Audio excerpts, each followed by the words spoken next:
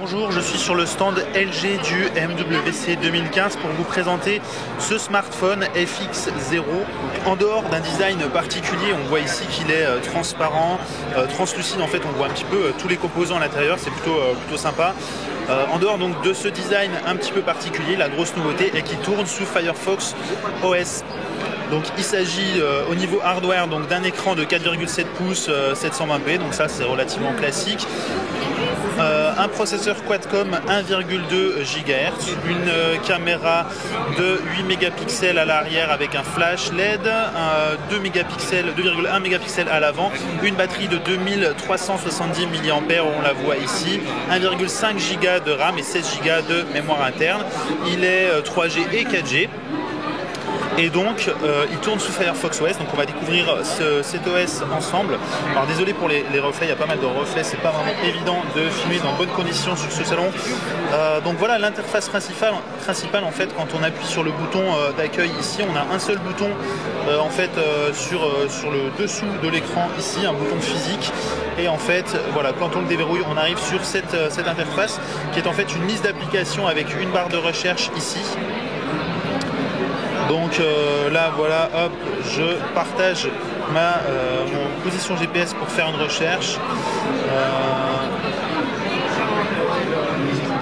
Je lance, alors là il n'y a pas de connexion internet, donc ça va être un petit peu compliqué de vous démontrer un petit peu ce smartphone. Je vais rester sur les applications qui sont donc préinstallées. On a donc l'application de téléphonie, donc ça c'est relativement basique. On va avoir la possibilité d'ajouter des contacts, donc on voit que c'est relativement fluide, relativement rapide. Voilà, cancel, alors je sais pas exactement, voilà, disque. Donc je découvre un peu en même temps que vous, pour être honnête, ce smartphone. On a ici donc les messages, donc c'est relativement fluide par rapport à ce qu'on avait pu tester avant. Donc c'est la version 2.0 de Firefox. Ici les contacts, ici le navigateur qui est bien entendu Firefox dans sa version mobile. Voilà. Le marketplace qu'on va pas vraiment pouvoir accéder puisqu'on n'a pas de connexion internet, c'est un petit peu dommage quand même. L'appareil photo, voilà, donc là on est sur la caméra frontale, ici on passe donc sur la caméra arrière. Voilà, je vais essayer de prendre une photo, encore une fois à une main c'est un peu compliqué, c'est relativement réactif, je suis agréablement surpris. Voilà, donc on a ici quelques photos qui ont été faites. Par contre au niveau du zoom, il y a encore quelques petits efforts à faire. C'est pas encore parfait, surtout pour seulement du 8 mégapixels, c'est pas extraordinaire, mais bon ça reste quand même acceptable. Alors, désolé vraiment pour les reflets, on a des gros spots juste au-dessus, là c'est pas vraiment évident.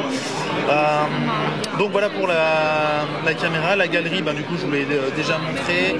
Alors on est un petit peu perdu quand on est habitué à Android avec les boutons retour ici. Je suis vraiment habitué à un seul bouton que sur l'iPhone et du coup là on est un petit peu perdu. Alors là on n'a pas de musique sur la carte mémoire, j'imagine que c'est pareil pour les vidéos. Non, il y a une vidéo qui a été enregistrée, donc voilà en fait ce que ça donne. Hop, voilà pour la caméra, c'est relativement basique ici. Au niveau des paramètres, là on a déjà un petit peu plus d'informations. On va être capable d'activer, donc de voir en fait le stockage, installer ou désinstaller, voilà les informations sur l'appareil.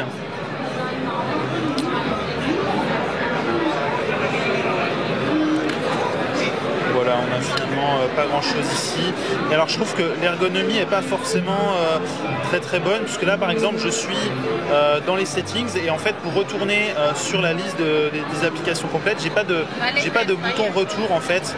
J'ai pas vraiment de bouton retour, je suis obligé d'appuyer sur le bouton Home pour revenir sur cette liste. J'ai pas un bouton finalement comme sur la musique où là je peux faire retour ici.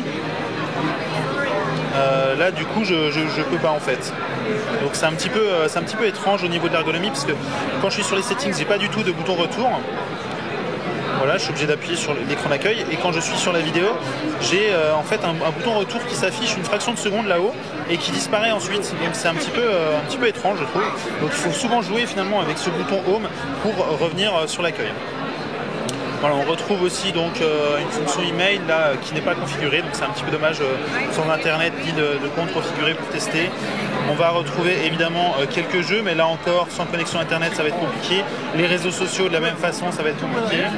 Alors, comme sur la plupart des autres OS, un appui long permet de réarranger l'écran ou de désinstaller des applications. Voilà, là je vais pouvoir désinstaller, enfin en tout cas effacer toutes les données liées à Facebook et toute l'application finalement. Voilà, et donc Dawn me permet de revenir sur l'interface principale donc, de ce smartphone. Donc c'est un bon début, je dirais. Je pense que c'est principalement dédié aux appareils d'entrée de gamme, mais donc, ça peut être sympa pour tout le côté open source. Évidemment, c'est beaucoup plus ouvert qu'Android, qui conserve quand même quelques applications, toutes les applications Google qui ne sont pas open source, comme Gmail ou YouTube par exemple. Mais finalement, on se demande un petit peu comment un client, comment le grand public pourrait être séduit par un produit de ce type-là qui aura du mal à concurrencer Android au niveau du prix, puisqu'on a quand même des smartphones à 49 €, donc c'est quand même assez agressif. Il aura du mal à concurrencer aussi Android au niveau des applications, ça c'est clair, parce que c'est aujourd'hui le plus grand parc d'applications mobiles au monde. Et donc du coup, au niveau de l'interface, on ne retrouve pas de widget, on n'a même pas ici la possibilité de mettre un fond d'écran ou des fonctions quand même assez basiques auxquelles les gens sont habitués.